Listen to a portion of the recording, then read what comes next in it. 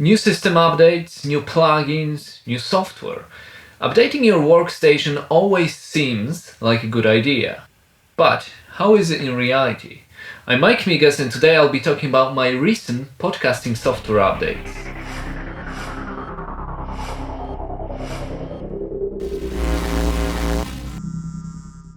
Hi, I'm Mike, producer of casefilepodcast and Casefile Presents shows.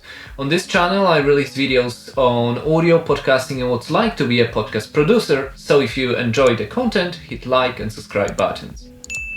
So my main working system is the computer behind me.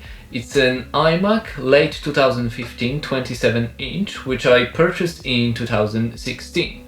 And I initially bought it with an 8 GB of original RAM from Apple, and I've upgraded it with memory from Crucial, 2 modules of 8 GB. Now a quick digression.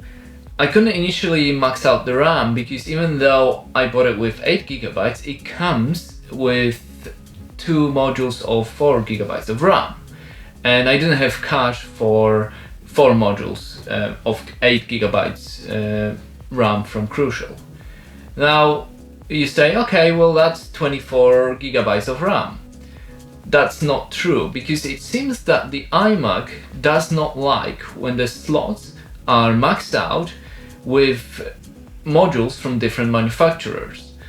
And it was just not booting up. So I had to take out one module of 4 GB RAM from Apple, and that gave me 20 GB of memory, which was 1 module of 4 GB of RAM and 2 modules of 8 GB RAM from Crucial. A few months ago I bought another 2 modules from Crucial. I got rid of Apple original memory, and now all the slots are taken with 8 GB modules from Crucial, and that gives me 32 GB of RAM, and that's the maximum for my iMac. Anyway, let's go back to the system itself. For years I worked on the original OS, which was El Capitan, with Pro Tools version 12.4, and that was the latest version that I could have with my perpetual license.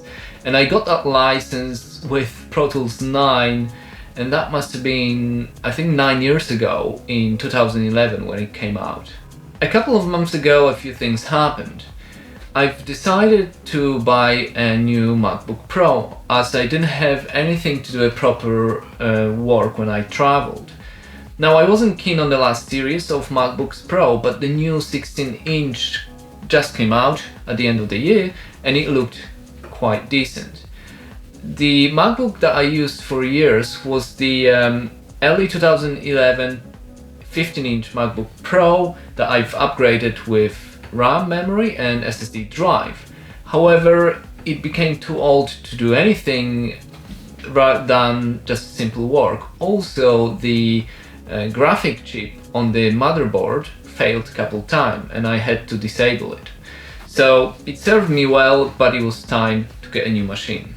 I pulled the plug and I got the new MacBook Pro 16-inch, and that came with new Catalina OS. And that was is a fully 64-bit OS. I've also decided to purchase subscription to Pro Tools, and that would give me the latest version, which is Pro Tools 2020, because I knew that's the one that's compatible with Catalina, and my Pro Tools 12.4 wasn't supported. So I got the laptop and I started installing all the plugins, all the software. However, I realized that RX6 from iZotope, which I use every day, is not supported on Catalina. Fortunately, there was a workaround on their website. However, it prompted me to think about upgrading to RX7, and I've actually thought about it for quite a while. However, the upgrade was like $500, and it was a little bit too much for not that of a significant change, at least in my workflow. But what I've noticed is that the Pro Tools 2020 runs much smoother on the new MacBook Pro. Better than on my iMac, in fact, especially during playback. And I knew that that was due to the hardware, but I also understood that because the latest plugins from iZotope and Pro Tools work best in 64-bit systems such as Catalina. That's when I've decided, well, now it's time to update my iMac from El Capitan. Another digression. Before the update, iZotope ran a promotion for post-production Suite 4, and that came with RX 7 Advanced, Insight 2, I still worked on Insight 1, and Stratus reverbs.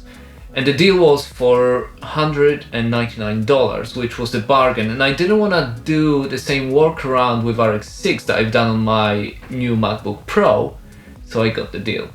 So I was equipped with the latest Pro Tools, latest plugins, and I've downloaded Catalina on my iMac. It was evening time and the whole install took about 2 hours. After that, everything looked alright, so I switched off the system and went to bed. Fresh and early in the morning, I got into the studio and I needed to do a few admin tasks, install a few more programs before I sat down to work. So I pressed the power button.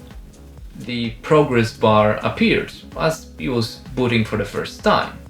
And it was kinda slow, but I thought, okay, it's the first time, slower than usual. But the progress bar stuck at 80% and stopped moving. I started to panic a little bit. I've done the hard reboot a few times, which is when you hold the power button, but nothing helped and the booting wasn't progressing. So I've tried launching the safe mode. That didn't work. I've tried launching the disk utility repairing mode. That didn't work. I've tried resetting the PRAM settings. Nothing helped. So I was getting a little bit frustrated. At this point, I didn't really knew what I'm supposed to do, but I remembered that you can still reset the SMC, and that's System Management Controller. And on my iMac, it meant unplugging the power cable for 30 seconds or so. So I've done that. I've unplugged it from the wall, from the socket, as well as from the back of the iMac. I left it for 30 seconds and plugged it back in. Lo and behold, the disk utility appeared and connected to the network. And from there, I could run the disk repair and initiate the boot from the hard drive rather than from Catalina virtual boot, and the system restarted. Now what I think happened is that I had some programs that were to start on launch, and they were 32-bit, and Catalina couldn't verify them during the boot. As the software and OS restarted, Catalina verified them then. So when I've changed the boot from Catalina virtual drive to the hard drive, that's why it worked. At least that's my theory. I'm not an IT professional. Stage 1 was completed, but that's not the end of the story. I've installed the remaining programs, which was Pro Tools 2020, and I've replaced my Eventide reverbs with Stratus reverbs that came in post-production Suite 4. And just as predicted, the software runs much smoother than it used to on El Capitan, and it was like breathing the fresh life into the old machine. I've then launched RX 7 Spectrogram and it looked alright, so I've imported presets from RX 6. The process didn't work that well, so I had to adjust a few modules here and there. But it all looked good. So I got down to work. And what I've realized is that the performance was lagging.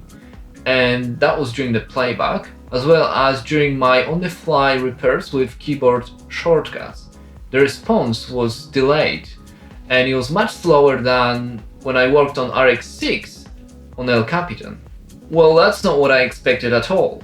And I've played with few settings, display settings, performer settings as well, but it didn't help. So I've emailed support from iZotope. They said, well, reinstall the RX and see if it helps. And if it doesn't, just return the settings to default as these are the most optimized. I've done all that, but it didn't help. Now, my iMac is a 27-inch computer screen, and when I worked in RX6 spectrogram, I had it on the full screen. That was back on El Capitan, and that worked fine. And that's how I tested RX7 on Catalina. Well, when I've dragged and minimized the window of RX7 spectrogram, the performance jumped, and suddenly it started to work much faster. So that's the solution. For some reason, RX7 is not optimized to be in full screen mode on Catalina on my 27-inch screen iMac. Maybe the computer is too old now, I don't know, but RX6 on El Capitan worked fine. I've emailed iZotope with my findings, but for now my solution is to work in a slightly smaller window with Chrome browser off and Pro Tools minimized. It's not ideal, and I may replace my iMac with it when a new one comes out this summer, and then I'll update you how's that working out for me. If you're thinking about upgrading your system, it may sound as easy as installing new software, but I find it's never as straightforward. If you had similar issues, then resolve them, let me know, or if you have any questions, just write them down below in the comments. But that's it for today. I'm Mike from Mike Migas Production. Share, like, subscribe, and I will see you later.